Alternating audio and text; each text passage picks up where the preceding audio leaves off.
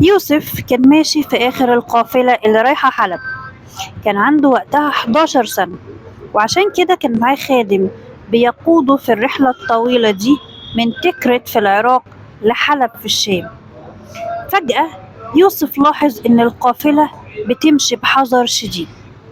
حتى الراجل اللي كان بيغني بطل يغني، والرجالة حطوا الكمامات الجلدية على أفواه الجمال. الفرسان نزلوا من على الخيول ومشيوا ببطء. يوسف سأل الخادم بدهشة: هو في ايه؟ الخادم همس: احنا في اخطر مراحل الطريق.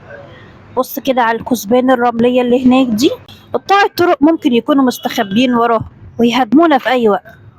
يوسف سكت وبدأ يبص حواليه بخوف.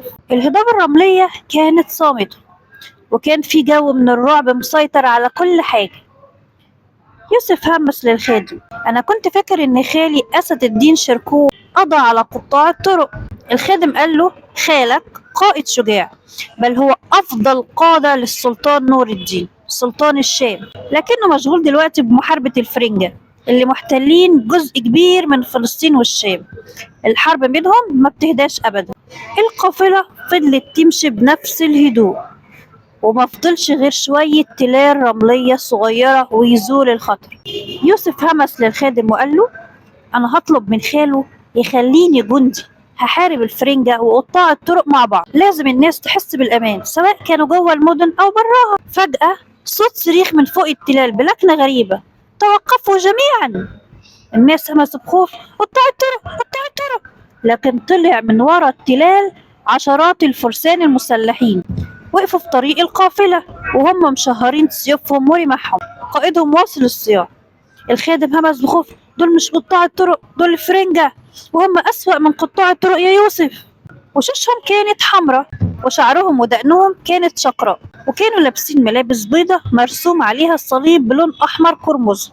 رئيسهم هتف بلغة عربية متكسرة: قفوا جميعا، أنتم في أرض صليبية، وعليكم أن تدفعوا الجزية وهنصادر نصف بضاعة القافلة. رئيس القافلة تقدم، وقف قدام القائد وقال له: احنا في أرض السلطان نور الدين، وعليكم انتوا اللي تدفعوا الجزية.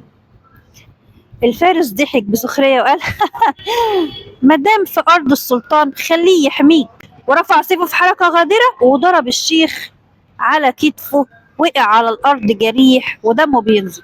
صيحات الاحتجاج تعالت، وبعض رجال القافلة حاولوا يتقدموا ناحية الفرسان، لكنهم رفعوا لهم الرماح وحطوها في وشوشهم، نشنوها على صدورهم. كان من الصعب على قافلة مسالمة إنها تقاوم الفرسان دول. الفارس واصل الصياح: هنصادر البضاعة كلها، واللي هيقاوم هنقتله بقى من غير تردد، وكل واحد فيكم هيدفع 10 دنانير كاملة، وكمان هنعمل لكم بوابة من الرماح اللي معانا هتوطوا ورؤوسكم محنية للأسفل عشان تعدوا منها وتدفعوا لي الدنانير. يوسف قال وهو مخنوق: دول فعلا أسوأ من قطاع الطرق، مش بس عايزين يسرقونا، ده كمان بيحاولوا يذلونا. الخادم من خوفه همس بصوت واطي وقال له: اسكت يا يوسف، اسكت يا يوسف، دول ما بيرحموش.